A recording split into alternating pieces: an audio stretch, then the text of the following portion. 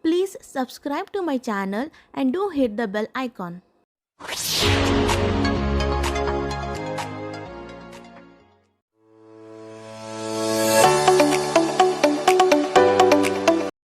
Hello to all dear students.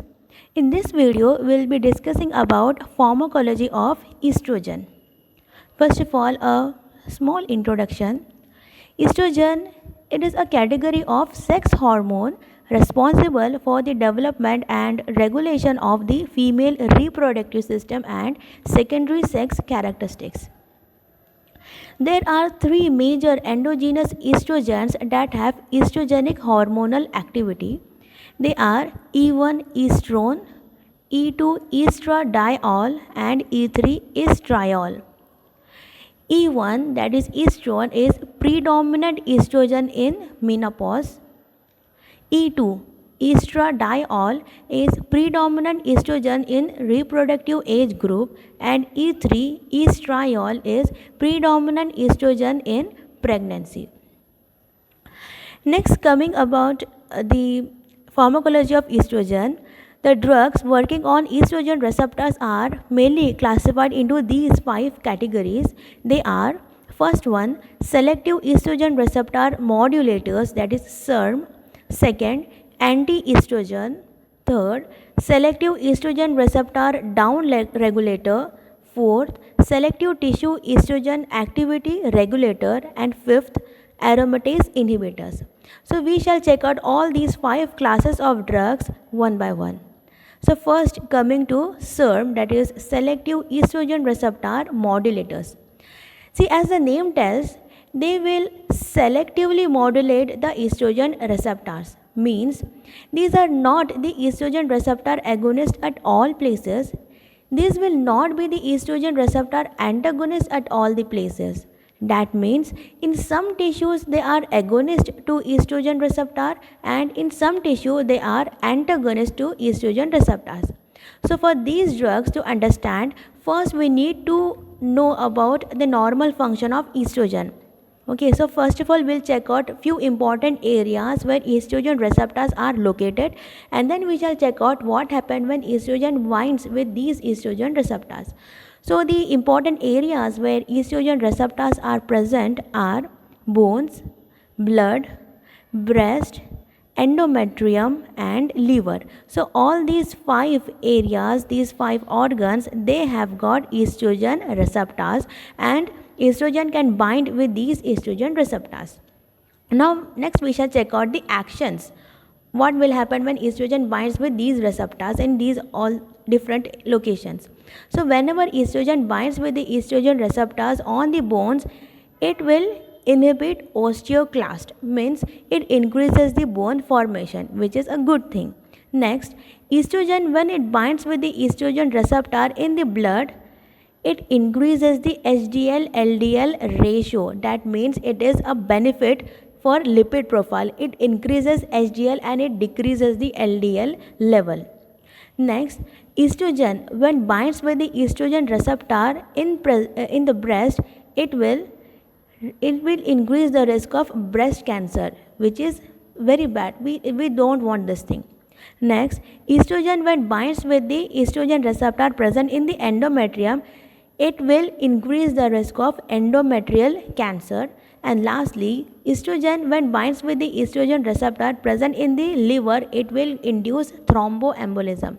Means it increases the clotting factor, which can result in thromboembolism. Okay. So these are the actions of estrogen on the estrogen receptors in all these 5 areas. Next, SERM, that is selective estrogen receptor modulators. So we want a SERM, we need to develop a SERM, an ideal SERM that will be beneficial effect in most of these cases. So ideal SERM will be that which is agonist in bone, agonist in blood, and antagonist in breast, endometrium, and liver. Okay, because see, ideal SERM will be antagonist in these areas because we want to decrease the risk of breast cancer, endometrial cancer, and thromboembolism. Okay, so an ideal SERM, we should make a SERM such that which is agonist in bone and blood, so that it increases the bone formation, and it increases the, or it is beneficial in lipid profile, and it should be antagonist in breast, endometrium and liver. Okay, so these are the features of an ideal SERM, but till date we are not successful to form an ideal SERM. Okay, so we have got a SERM which is closest to the ideal SERM, and the example of that is raloxifene. Okay, so raloxifene is closest to the ideal SERM. Next we shall check out what are the actions of this raloxifene. So all these 5 areas, so it has all the beneficial effects except the last one. Okay, so raloxifene, it is basically, it is agonist in the liver, means it will inhibit the osteoclast, that means it increases the bone formation. Next, raloxifene is agonist in the blood, that means it increases the HDL LDL ratio, this is also good. Raloxifene is antagonist in breast, that means it will inhibit the breast cancer, it reduces the risk of breast cancer. Next, raloxifene is antagonist in the endometrium also, that means here also there is reduced risk of endometrial cancer. Lastly, raloxifene, it is agonist in the liver, that means there are chances of thromboembolism. Okay, so the adverse effect is thromboembolism. So raloxifene can be used in postmenopausal osteoporosis. Additional advantage is benefiting the lipid profile. Another advantage is it decreases the risk of breast and endometrial cancer, but the main side effect is it causes thromboembolism. Apart from raloxifene, few other examples of this selective estrogen receptor modulators, that is SERMs, they are tamoxifen and toremifene. Okay, so we shall check out the actions of tamoxifen and toremifene, which is one and the same. So tamoxifen and toremifene, they are agonists in bone, that means it will inhibit osteoclast. They are agonists in blood also, that means it increases the HDL LDL ratio. These are antagonists in breast, that means it reduces the risk of breast cancer. These are agonists in endometrium, that means there are chances of endometrial cancer, and they are agonists in the liver also, that means there are chances of thromboembolism. Okay, so you can see here raloxifene had only one adverse effect, that is thromboembolism, but tamoxifen and toremifene, they have got 2 adverse effects, that is endometrial cancer and thromboembolism. Okay, so these drugs are very much antagonist on breast tissue, therefore used in breast carcinoma, with additional advantage of increased bone formation and increased HDL LDL ratio, but it has got 2 disadvantage or 2 adverse effect, that is it causes endometrial cancer and thromboembolism. Okay, so these 3 drugs, raloxifene, tamoxifen and toremifene, are the examples of drugs coming under SERM, that is selective estrogen receptor modulators. Okay, so we have done with the first category. Now we will check out the anti-estrogen, and we have got a single drug for this, that is clomiphene citrate. Okay, so basically this drug, it is estrogen receptor antagonist mainly in pituitary. So before discussing about clomiphene, we shall discuss some basic things, like this is hypothalamus, this is anterior pituitary, and this is ovary. From the hypothalamus, gonadotropin releasing hormone is being released that interact with the anterior pituitary, and it will cause activation on the anterior pituitary. Okay, so anterior pituitary, once it receives GnRH, that is gonadotropin releasing hormone, it will get stimulated and it will release gonadotropins such as LH and FSH towards the ovary. Okay, and in this response, ovary will start releasing too much of estrogen. Okay, so many estrogens are being released. Now whenever the level of estrogen rises, it will exert a feedback inhibition on both anterior pituitary as well as on the hypothalamus. So what exactly happens is, on the anterior pituitary there is estrogen receptor, And when estrogen, means whenever the level of estrogen is very much high, then estrogen will come and it will interact with the estrogen receptor present on the anterior pituitary, and by this the anterior pituitary will get inhibited, means it won't be releasing LH and FSH, and therefore there won't be release of ovaries. Okay, so in this manner the estrogen release from the ovary is been inhibited. This is the normal mechanism. Next, we shall check out the role of this clomiphene citrate. So, what exactly happens? So, this clomiphene citrate, it is an estrogen receptor antagonist, means it will come and it will block the estrogen receptor which is present on anterior pituitary. Okay, so what will happen whenever the level of estrogen is increased? This estrogen was supposed to interact with the receptor present on the anterior pituitary, but clomiphene citrate, it is an antagonist of the receptor, it is blocking the receptor, and therefore the estrogen is unable to interact with the estrogen receptor and it is unable to inhibit the anterior pituitary. So anterior pituitary, it is continuously, it is releasing LH and FSH, and there will be continuous release of estrogen from the ovaries. Okay, and this is how it is increasing the level of estrogen, this clomiphene citrate. Okay, so clomiphene citrate, because of this mechanism of action, it is mainly used for anovulatory infertility. But the main disadvantage, the main side effects of clomiphene citrate is it may result in multiple pregnancy. Okay, so this was all about anti-estrogen, about the clomiphene citrate. Now we'll check out the third class of the drug, that is selective estrogen receptor downregulator. Now we know that tamoxifen, the SERM, it is used for it is antagonist at the breast. Okay, this is breast containing the estrogen receptor, and when tamoxifen will interact with the estrogen receptor of the breast, it will antagonize it and it will reduce the risk of breast cancer.